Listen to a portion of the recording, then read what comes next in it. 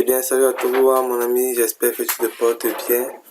Aujourd'hui encore, c'est parti pour une nouvelle vidéo dans laquelle nous devons parler du Java et particulièrement les bases du Java. Alors, pour permettre de pouvoir faire le devoir qui vous a été donné, ici c'est le devoir qui vous a été remis dans le cadre de la formation en INF. Je crois que c'est le 233, entre 233 ou 213. Bon, c'est un TPE. Là, on vous dit étoffer notre culture générale sur le langage Java.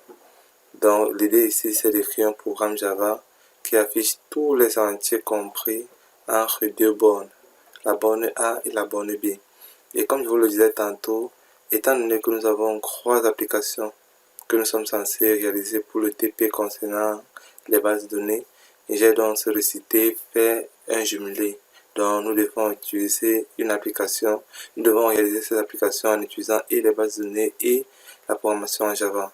Donc sans plus tarder, déjà ce qu'il faudrait savoir, c'est que pour pouvoir répondre à cet exercice, il faudrait déjà connaître comment fonctionne le Java. Eh bien, le Java, c'est un langage de programmation et je dirais que les langages de programmation ne sont vraiment pas difficiles à connaître.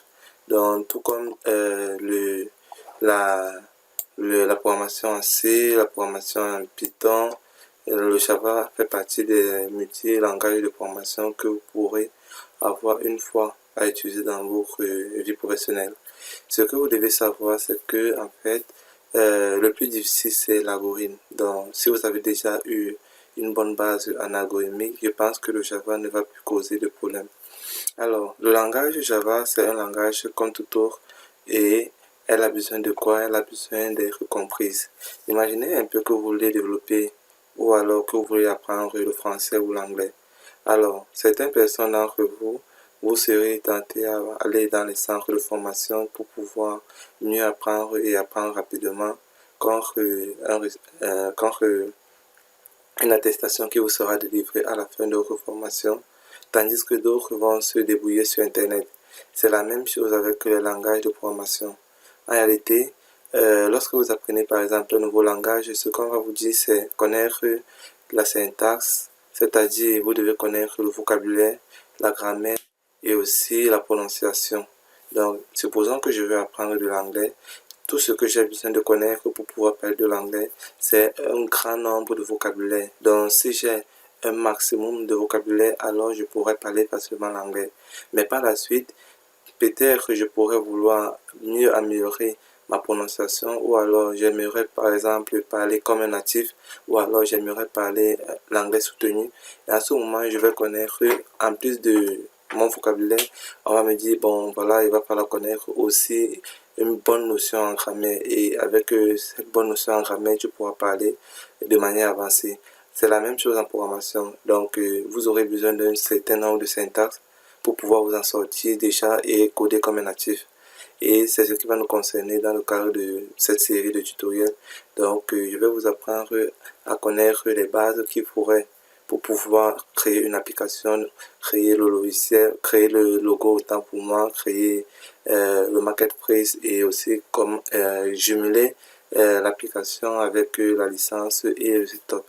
Et puis par la suite, pour ceux qui aimeraient avancer ou aller plus loin, vous pourrez non seulement me solliciter peut-être Hanibé pour les formations plus avancées là-dessus, ou alors vous pourrez toujours participer au jeu concours que j'ai organisé pour vous permettre de pouvoir améliorer vos compétences. Le jeu concours consiste à faire quoi?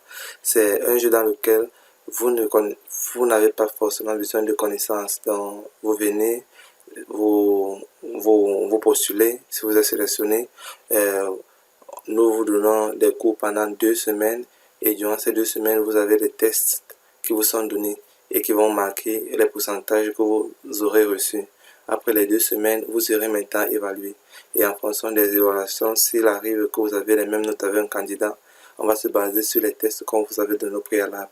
Et à la fin, le gagnant remporte la somme de 10 000 francs, plus une formation gratuite pendant 1 an. Donc 3 mois en présentiel et en ligne, et 9 mois en présentiel et en ligne, et 3 mois à Star Consulting. Star Consulting, c'est une entreprise, l'une des entreprises dans lesquelles j'ai travaillé et j'ai encadré certains étudiants de licence et de master professionnels. Donc, vous aurez aussi l'opportunité de pouvoir y travailler là. Et ce que vous devez travailler, ça serait en Java. Voilà un peu l'avantage de ce que j'ai mis à la disposition de ceux qui aimeraient aller plus loin. Alors, sans plus tarder déjà, ce qu'on va faire, c'est quoi? On va essayer de nous rendre dans notre éditeur de test. Pour cela, je vais me rendre au bureau. Et je vais ouvrir avec Sublime Test, disons par exemple syntaxe. Puisqu'on veut apprendre quoi? On veut apprendre le Java. Donc, on va mettre syntaxe.java. Déjà, ce qu'il faudrait savoir, c'est que ici, je mets S en majuscule. Donc, il est conseillé, à chaque fois que vous créez une classe Java, de mettre un S en majuscule. Je vais valider.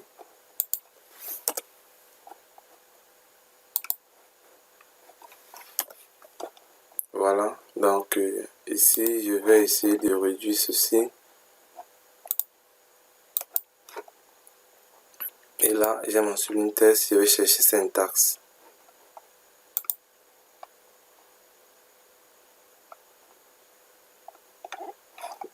Il ne l'a pas créé peut-être. Voilà, syntaxe. Ok, maintenant que j'ai ceci, la dernière fois, on avait dit que pour créer du code en Java, la commande était publique. Donc, ici, je vais créer une classe que je vais rendre accessible de partout, donc tout le monde pourra avoir accès. Pour cela, je vais mettre le mot public. Et vous aurez mieux d'explications lorsque nous devons voir la partie orientée objet. Alors, je vais dire quoi? Je vais dire que public classe et puis je vais donner le nom de ma classe. Rappelez-vous, le S était en majuscule, donc je vais mettre syntaxe. Mais ici, on ne met pas Java. Par la suite, je vais appeler la fonction principale, la fonction dans laquelle sera exécuté mon code. Puis, on vous avait dit que lorsque vous voulez, par exemple, afficher du code, vous avez besoin de taper system.out. Donc, ici, on précise au système. Et puis, on dit que le mode de formatage en sortie. Donc, out, c'est pour la sortie, in, c'est pour l'entrée. Et puis, print, c'est pour le formatage. Et ici, on va vous dire, par exemple, hello world. Et puis, je vais mettre point virgule. J'enregistre. Et puis, ici, voilà, quand j'enregistre, ça apparaît là. Et ici, pour exécuter le code en Java, c'est Java Compiler. Et puis, on donne le nom de notre classe. Mais ici, c'est déjà notre fichier exécutable. Donc, le bytecode, le fichier exécutable. Et lorsqu'on valide, ça va nous générer le bytecode. Le bytecode, le voici. Et je vous avais dit que si vous le mettez là, c'est incompréhensible à lui-même. Mais c'est un fichier Java, un fichier nom de votre fichier .classe. Alors ici, ce qu'on va faire pour exécuter notre code, on va lancer avec le syntaxe.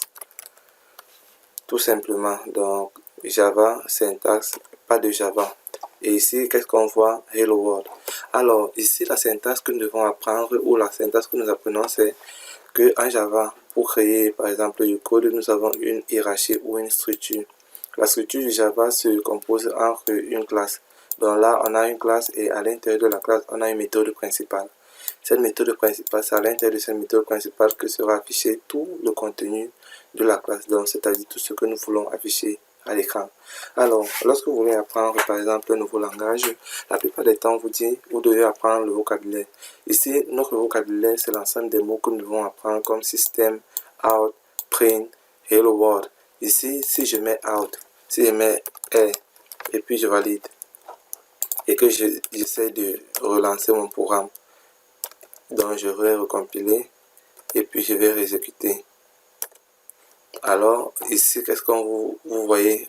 Bon, ici, bon, je vais faire...